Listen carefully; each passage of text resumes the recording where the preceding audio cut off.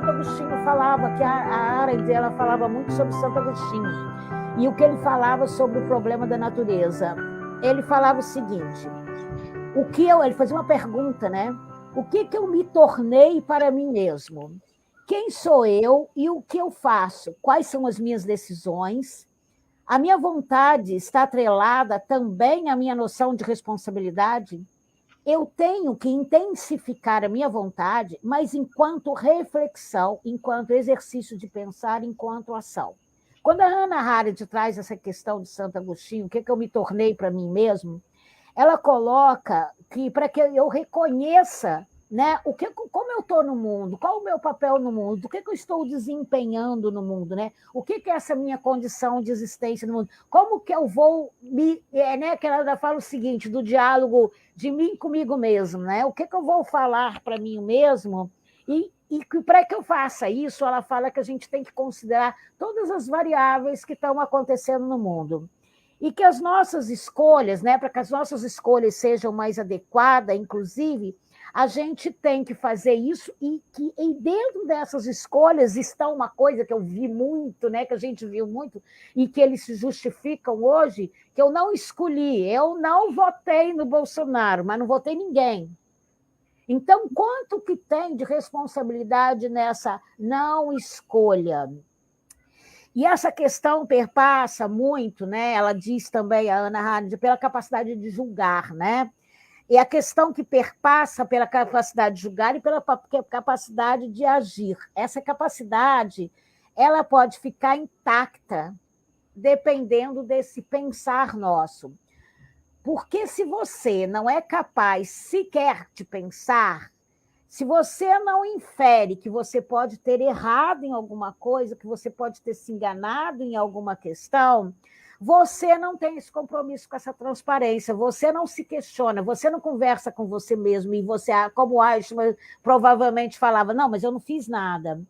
E o Walter Benjamin, né, que é um outro filósofo alemão, ele fala o seguinte, que nenhuma pessoa pode ser, né, que eu estabelecer, que eu preciso ver que nenhuma pessoa pode ser mais detentora dos direitos humanos do que qualquer outra, né? Que eu acho que isso aí já traz bem a questão da pluralidade e da diversidade, né? Esse reconhecimento, se eu não consigo ver esse reconhecimento no outro, se eu não consigo ver que o outro também ele é capaz dele, ele merece as mesmas coisas que eu, ele não tem, ele perdeu essa capacidade de pensar.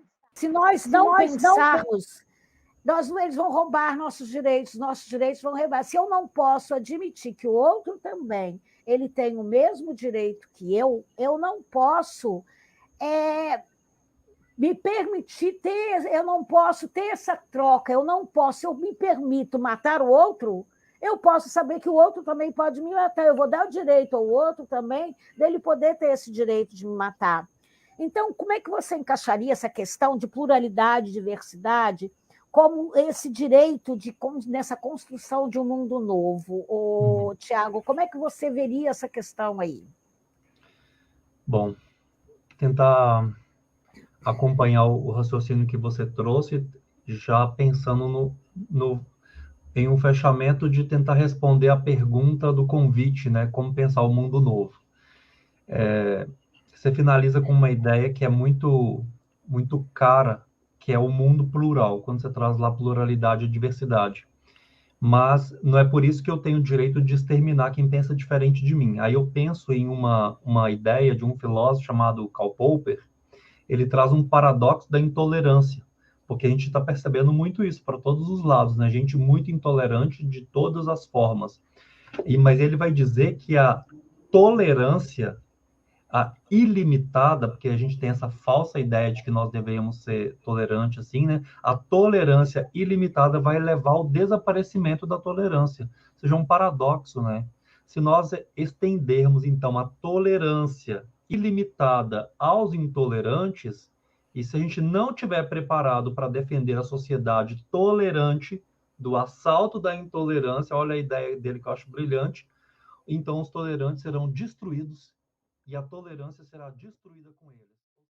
Bom, eu acho que com essa... Então, já caminhando para o nosso fim, né? Encaminhando para o fim dessa de hoje, eu queria adiantar para as pessoas que estão aqui e reiterar o convite para o Tiago e para o André, porque eu acho que esse tema é muito rico, eu acho que a gente ainda tem muito que falar sobre ele, eu acho que ele é meio inesgotável, e eu acho que cabe aqui também a gente trazer para essas pessoas, é um dos objetivos do programa, é trazer possíveis, né? O que é possível a gente fazer para construir esse novo mundo. Então, eu queria fazer uma proposta para daqui a um mês, né, que eu acho que cai dia 6 de, se não me engano, 6 de dezembro, a gente continuar esse debate nosso. Nós precisamos enfrentar a intolerância. Então, não tem esse papinho de que nós temos que ser tolerante com os intolerantes, nós temos que ser intolerantes com estes intolerantes, porque a intolerância deles provoca um mal social notório, né? Então, eu não posso ver a agressão ao outro, ao ser humano que está ali junto com a gente e ficar calado. Então, a pluralidade vai além. Primeiro que eu não deveria ter essa palavra, né? Tolerar o outro. É palavra forte, né? Estranha. Essa palavra nunca me desceu. Eu penso no respeito, né? Respeito o outro, que não sou eu, que eu não gosto de como ele é, mas eu falo assim, eu te tolero, né? Mas é impossível dentro da sociedade que nós vivemos a gente talvez pensar um respeito tão idealizado assim, né? Então eu tolero e por tolerar uma hora eu sou intolerante e penso que eu posso dominar com tal intolerância, inclusive exterminar o diferente dentro da sociedade. Então eu preciso pensar a natureza humana. Eu estou no mundo em que eu não tenho todas as variáveis, como você bem disse, assim, não sei do que vai acontecer. Então, a única coisa que eu tenho é exatamente a existência aqui. O André pontuou isso em algum momento. Então, os valores. E uma coisa que nós colocamos desde o início, e o Lauro colocou lá na explicação, inclusive do canal, é o valor de política. Tudo passa pelas nossas mãos e passa pela política. Então, eu nunca vou encontrar uma sociedade que pensa unanimamente sobre alguma coisa e outra, e ainda bem que eu não encontro esta unanimidade, né? Eu acho que a unanimidade é até meio burra, assim. Já diria o Nelson Rodrigues, né? Toda unanimidade é burra, né? Burra, exatamente. Eu penso, é bom ter as diferenças. Inclusive, eu me sinto, diante do diferente, convidado a crescer, a pensar por uma outra visão, né? Então, a citação de Agostinho, neste caso, faz eu pensar que eu tenho sempre uma crise interna, e aqui eu estou falando com psicólogos também, olha, sempre uma crise interna. O que eu tornei para mim mesmo, né? O tempo todo eu fico questionando isso, o que eu estou fazendo? Então, a minha vontade, você perguntou, está atrelada à minha responsabilidade? Ou mais ainda, qual que é a minha responsabilidade no mundo? Veja que eu falei uma palavra. O André usou a palavra planeta, eu acho que em algum momento, e eu estou falando aqui qual que é a minha responsabilidade no mundo, não estou falando qual é a minha responsabilidade no meu bairro, na minha cidade, no meu país, mas eu estou falando no mundo. O que acontece do outro lado do mundo interfere em toda a rede que nós estamos ligados.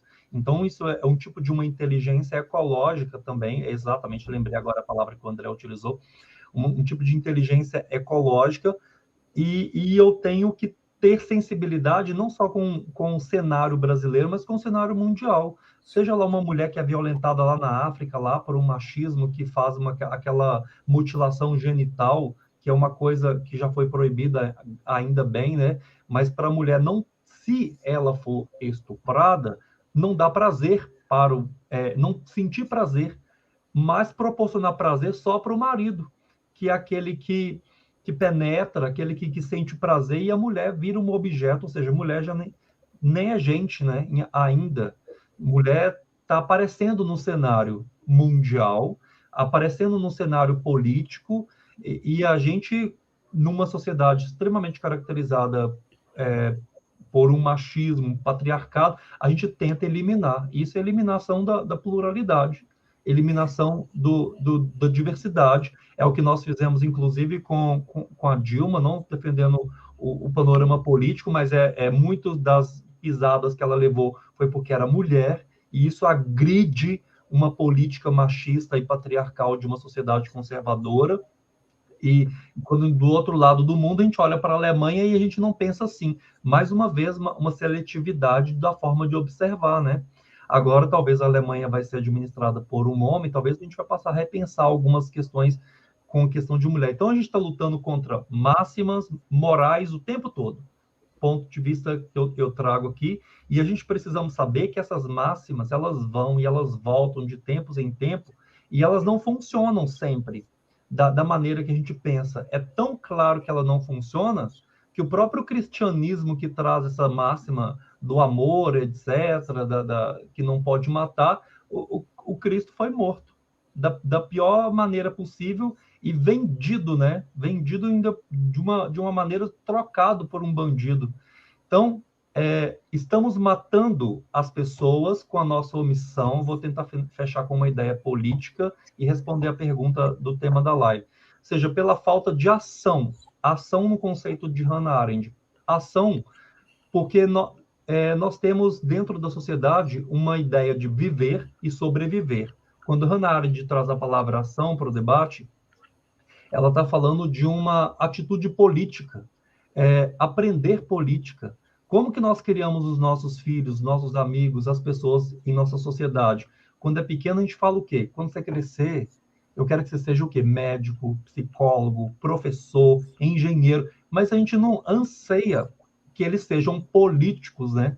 Vejam só que o problema, se nós precisamos elaborar intelectuais orgânicos e colocá-los lá no poder da política para que a nossa realidade seja transformada, a gente vai pelo caminho contrário, o caminho da conveniência de uma classe dominante que está na política e que os seus continuam sempre. Então, não pensar a política e não gostar dela não nos absolve de todos os males que acontecem por causa de alguns políticos, né? Então, a ignorância não me torna isento, me torna responsável, inclusive, pela falta de posicionamento, muitas vezes, em algumas instâncias. Por isso que a filosofia é importante. E o governo, ao contrário de incentivar pensamentos reflexivos, retira agora da grade, no novo ensino médio, né, que é uma das possibilidades de debate futuro aí, pensar o novo ensino médio, menos aulas de filosofia, sociologia, arte, reduz essas disciplinas, retira de algumas séries, porque eu quero uma sociedade que estude e trabalhe para o mercado, ou seja, para sobreviver, e não para modificar as estruturas.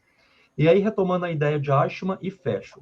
Eichmann, então, ele não foi transparente, no pior das hipóteses, é horrível que eu vou dizer, né? Ele era normal. Ou seja, eu não conseguia sentir que estava agindo de uma maneira errada, e eu sequer sei onde eu estou errando. Uma das falas dele, né? Eu não sei o que eu estou fazendo. E quando uma pessoa não sabe que o que ela está fazendo prejudica o outro, essa pessoa não faz parte da gente, do povo que nós estamos inseridos. Ou seja, não se preocupa se alguém olha para mim, eu vivo ou morto, permaneço igual para essa pessoa não merecia estar no nosso meio. Então, o mal ainda está no nosso meio.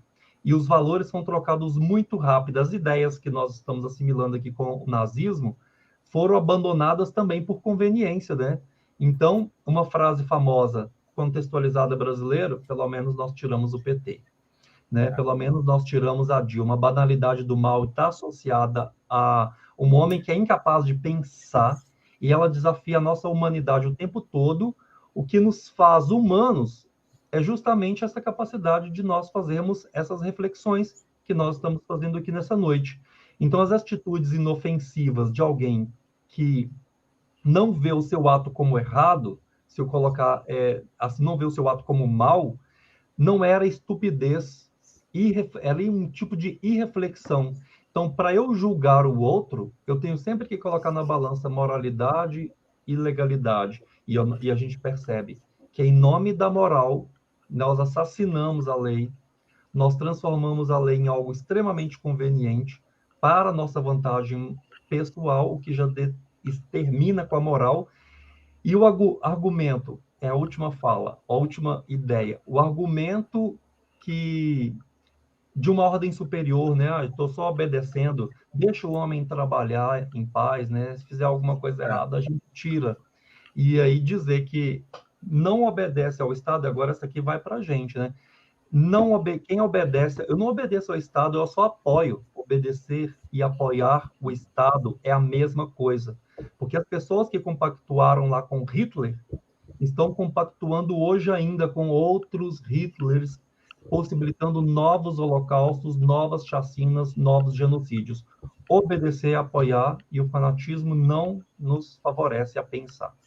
Bom, eu acho que com essa... Então, já encaminhando para o nosso fim, né? Encaminhando para o fim dessa de hoje, eu queria adiantar para as pessoas que estão aqui e reiterar o convite para o Tiago e para o André, porque eu acho que esse tema é muito rico, eu acho que a gente ainda tem muito que falar sobre ele, eu acho que ele é meio inesgotável, e eu acho que cabe aqui também a gente trazer para essas pessoas, é um dos objetivos do programa, é trazer possíveis, né? O que é possível a gente fazer para construir esse novo mundo. Então, eu queria fazer uma proposta para daqui a um mês, né, que eu acho que cai dia 6 se não me engano, 6 de dezembro, a gente continuar esse debate nosso. Convido vocês a seguir a gente lá no YouTube e também no Spotify, né? Assim, eu tô correndo, não posso parar para assistir, então pelo menos ouve lá no Spotify, vai pelo podcast, você não precisa parar de fazer nada para curtir esse nosso debate, essa nossa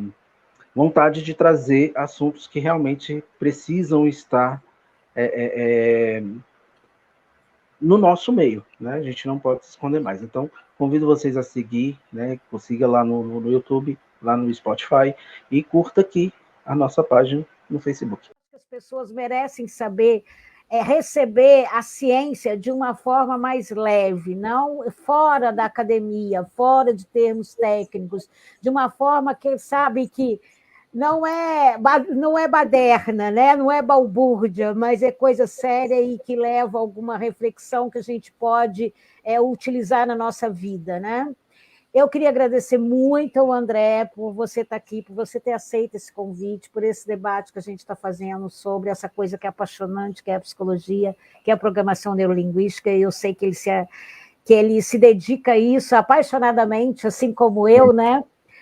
E agradecer muito ao Tiago por essas reflexões filosóficas. Acho que a filosofia, às vezes, ela é tão banalizada, né? Ela é tão colocada como uma coisa de elite ou como alguma coisa de que a gente faz assim, só para poder passar tempo, e a filosofia está por trás de tudo que a gente faz, né? Assim como a política, a filosofia está atrás de todas as profissões que nós vamos levar, e o principal, ela está por trás da nossa vida. Então, eu queria agradecer muito, agradecer a vocês terem aceito o convite, agradecer a todas as pessoas que estão aqui com a gente hoje. A gente sabe quem vai estar do nosso lado na trincheira, né? Então, a gente sabe quem vai caminhar junto com a gente, os velhos, os antigos e os novos amigos que a gente vai fazendo. E é isso, então fica aqui o convite para que no próximo dia 6 vocês venham, para que as pessoas que assistirem esse programa na gravação, no YouTube também, já tem esse convite, compartilhar esse vídeo para que as pessoas peguem a primeira parte do que vai fazer e venham e tragam outras pessoas. E é isso, obrigada a todos vocês, obrigado, boa noite a todo mundo.